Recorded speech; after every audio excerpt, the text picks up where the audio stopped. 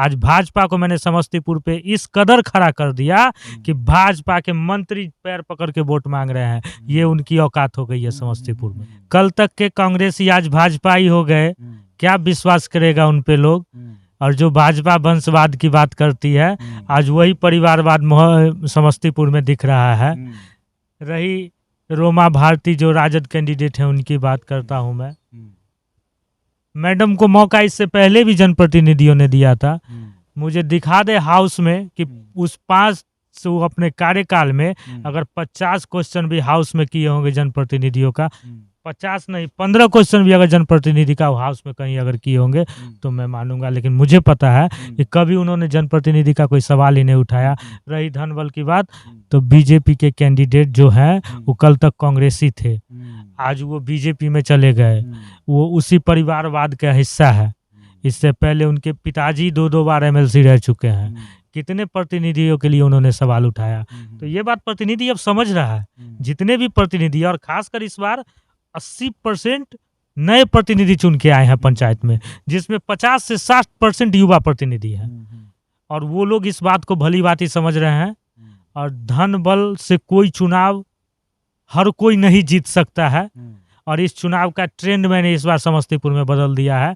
और इसका ताज़ा उदाहरण ये है कि आज से पहले किसी एमएलसी चुनाव में गृह राज्य मंत्री ब्लॉक में जाके पैर हाथ नहीं जोड़ रहे थे। अभी हम समस्तीपुर जिला के रोसड़ा अनुमंडल के सिंघिया प्रखंड में मौजूद, और हमारे साथ कांग्रेस के एमएलसी उम्मीदवार अवनीश कुमार जी मौजूद।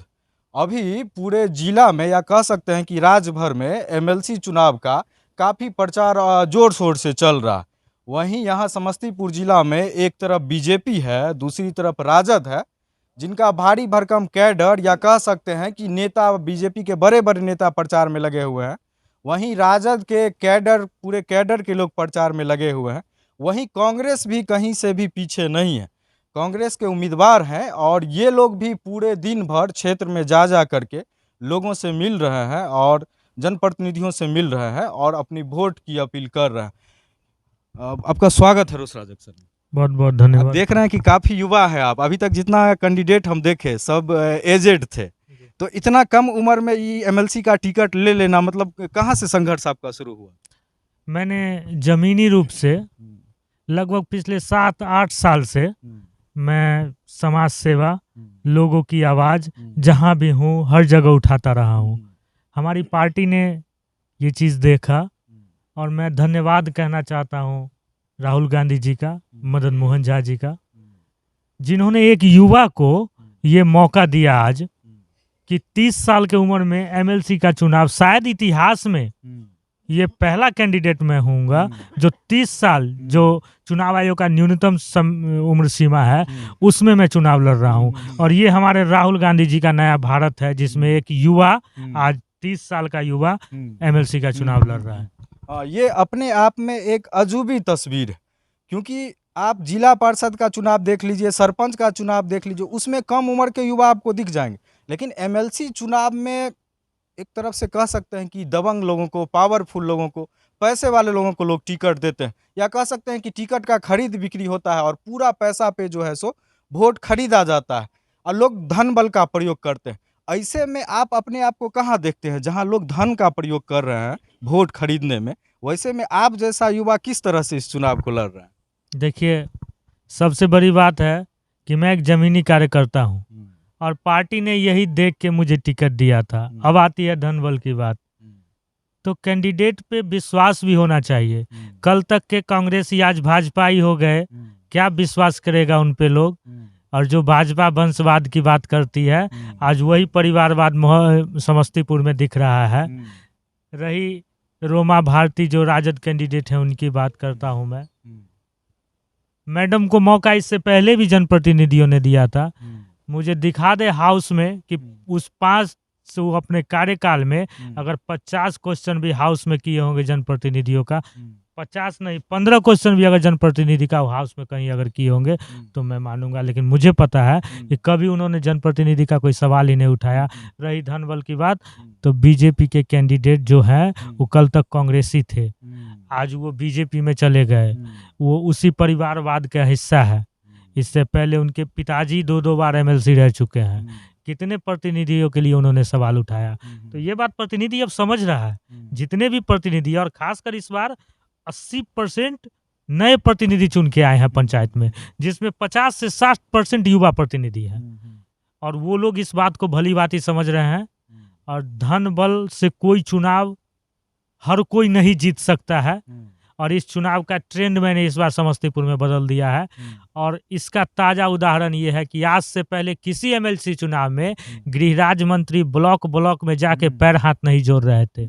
आज भाजपा को मैंने समस्तीपुर पे इस कदर खड़ा कर दिया कि भाजपा के मंत्री पैर पकड़ के वोट मांग रहे हैं। ये उनकी औकात हो गई है समस्तीपुर में। हाँ, ये एक तस्वीर है कि एक तरफ जहाँ पूरे देश में, या कह सकते हैं कि खास करके सोशल मीडिया पे ये दिखाया जाता है कि युवा जो है वो कांग्रेस से कट रहे हैं। कांग्रेस आप कह सकते हैं कि बुजुर्गों की पार्टी है, या जो कैडर से लोग जुड़े हुए थे उतने ही लोग हैं। ये एक तस्वीर है जो दिखाती है कि आज भी युवा उनके साथ जुड़े हुए हैं।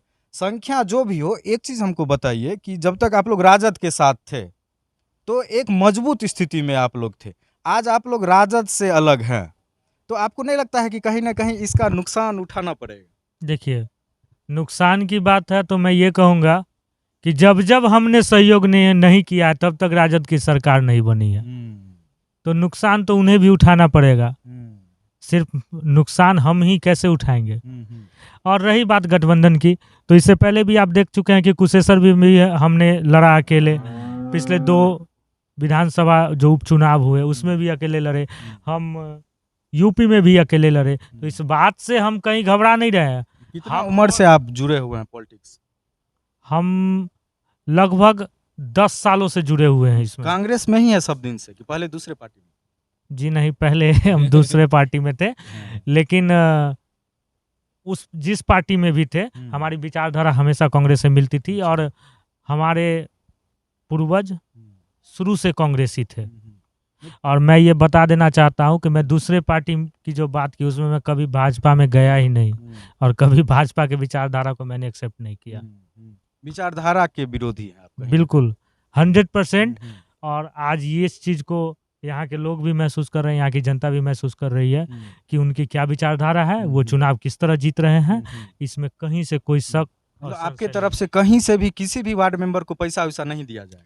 मैं आपको आश्वस्त करता हूं कि बिना एक पैसे दिए हुए और हमें प्रतिनिधि वोट करेंगे, इसकी मैं आपको गारंटी देता हूं। एक चीज़ हम बता रहे हैं कि जैसे आप युवा कह सकते हैं कि पूरा नवयुवक है आप, और जिस तरह का आपका विचारधारा है, आपको नहीं लगता है कि कुछ समय पहले और आकर के आपको थोड़ा फील्डिंग करना चाहिए था? अभी चुनाव सर पर है, आप लोग आ रहे हैं, समय भी बहुत कम दे रहे हैं, तो लोगों तक आपका जो विचारधारा है, बात है, वो ज़्यादा पहुंच पाती है अगर आप पहले से मैदान में अगर उतर जाते। बिल्कुल, आपका कहना सही है। थोड़ी सी हुई है, विलम्ब थोड़ा सा हुआ है, चूँकि जब टिकट का अनाउंसमेंट हुआ तो थोड़ा सा विलम्ब हुआ, लेकिन खैर इस विलम्ब को हम रिकवर कर लिए हैं, मैं आपको आश्वस्त करना चाहता हूँ। और मैं डायरेक्ट जनप्रतिनिधि के साथ हूँ, टेंट पंडाल लगा के और कार्यकर्ता को बुला के मैं हवाबाजी नहीं कर रहा। और ये जवाब इस बार जनता देगी। और मैं आपको आश्वस्त करता हूँ कि जिन्होंने अपने दिमाग में एक मायनिया बिठा रखा है कि धनबल वाले जीत के जाएंगे, वो इस बार सबसे निचले पौधाम पे होंगे। मतलब आप अपने जीत को लेकर के आश्वस्त? मैं अपने जीत को लेके इसलिए आश्वस्त हूँ कि मैंने संघर्ष किया है, मैं प्रतिनिधि के दर्द को समझता हूँ, मैं प्रतिनिधि के आवाज़ को उठाऊंगा। और प्रतिनिधि, चूंकि प्रतिनिधि के पास कोई अपनी अपनी पर्सनल समस्या नहीं है, प्रतिनिधि के पास जनता की समस्या है।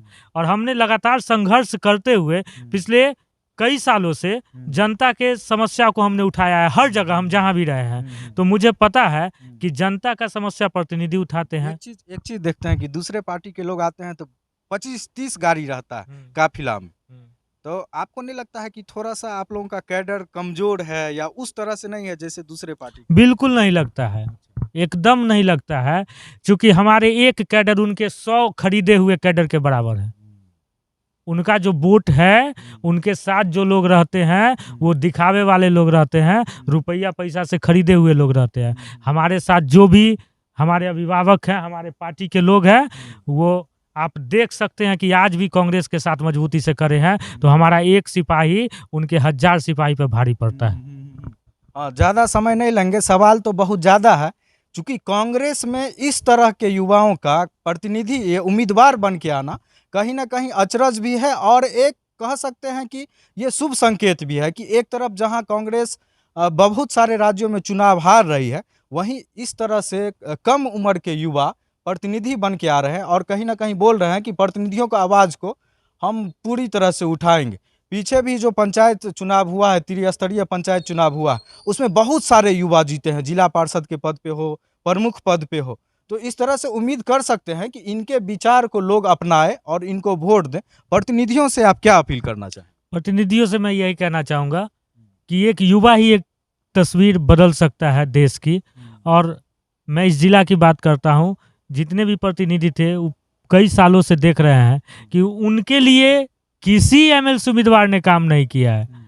और मैं अभी भी उन्हें आश्वस्त करना चाहता हूँ कि मैं जब भी सदन में जाऊंगा तो पहला आवाज़ प्रतिनिधि के लिए उठाऊंगा, और मेरा पहला आवाज़ ही होगा उनसे रिलेटेड कि जितने भी प्रतिनिधि हैं उनका सबसे पहले मानदेय बढ़ाया जाए। आज जो वार्ड मेंबर को 500 मिल रहा है, क्या वो 500 के लायक है? क्या इस बात की आवाज़ किसी ने सदन में उठाई?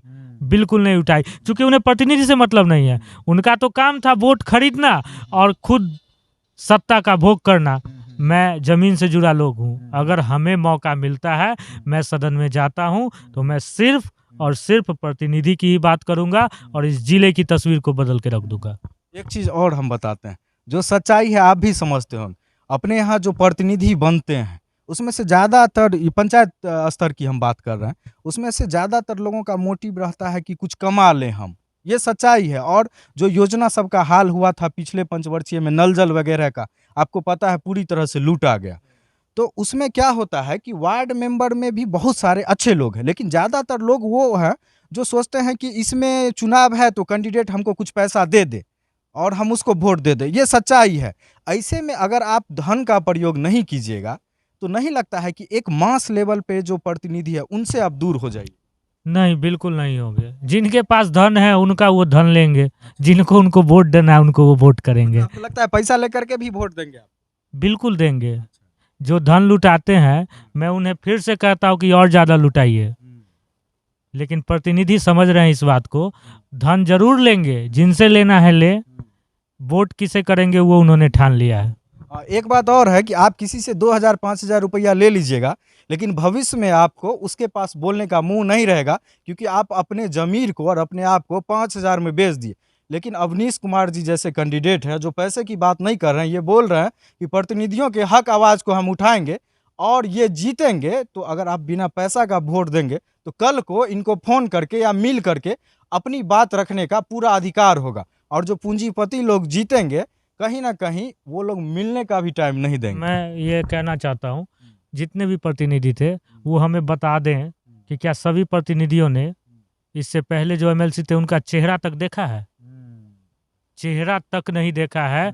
और खैर वो तो अब रहे नहीं, और जो रहे हुए हैं, एक प्रतिनिधि ऐसे भी हैं जो एमएलसी रहे हुए हैं, मुझे बता दे कि समस्तीपुर जिले में जितने पंचायत के प्रतिनिधियों ने उन्हें वोट दिया, क्या उसमें से 100 का नाम उनके मुंह पे याद है?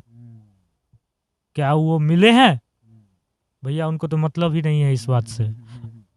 यही चीज प्रतिनिधियों को सोचनी है जो अवनीश कुमार जी बोल रहे हैं, और यही सोच करके निर्णय लेना है कि उनका वोट किन की तरफ जाएगा। इसी बात के साथ इनको शुभकामना देते हैं। चूंकि युवा हैं और हम लोग के ही एज ग्रुप के हैं, तो हम शुभकामना देंगे कि कोई युवा जीत करके आए। और निश्चित रूप से युवा जीतता है तो एक युवा का युवा से तालमेल अच्छा होता है। और पंचायत में भी जितने प्रतिनिधि जीते हैं वार्ड में, 80% मैक्सिमम युवा जीते हैं। तो युवा युवा को अगर लाएगा तो तालमेल अच्छा बनेगा और निश्चित रूप से जो विकास की धारा है, कदम है, वो आगे बढ़ेगा। बहुत बहुत धन्यवाद। एक बात और कहना चाहूँगा आपके चैनल के माध्यम से, जितने भी प्रतिनिधि हैं वो इस बात के लिए आश्वस्त हो जाए कि ये एक ऐसा चुनाव है जिससे न किसी का सरकार गिर रहा है, न सिर्फ किसी का सरकार बन रहा है। और आपके जिले में जो प्रतिनिधि आपके लायक हो, आप उसको वोट करें। धन बल आज कोई दे के चला जाएगा, आज तक जिस तरह आपसे मिला नहीं, कभी जिंदगी में नहीं मिलेगा। मैं सिर्फ विकास की बात करूंगा और आपके लिए ही बात करूंगा। निश्चित रूप से। और समय का अभाव रहता है, इसीलिए हर एक आदमी से नहीं मिल पाते हैं। और युवा हैं, इनसे आप लोग अगर चाहें, इनके बात से अगर प्रभावित हैं तो इनसे संपर्क कर सकते हैं। मोबाइल नंबर आप अपना अगर बता सकते हैं तो बता दीजिए, जो प्रतिनिधि चाहेंगे आपसे बात तो वैसे मेरे बैलेट में भी है, वैसे मैं आपको बता देता हूँ। मेरा मोबाइल नंबर 7319619088 है। और आज तक हमने एक ही फ़ोन नंबर रखा है, और 2 बजे रात में भी मैं सारा कॉल अटेंड करता हूँ। आज तक कोई मेरे पे मिस कॉल नहीं होता है। इनकी बातों से अगर आपको लगे कि ये आदमी कुछ कर सकते हैं युवा होने के नाते, तो निश्चित रूप से इनसे जुड़िए।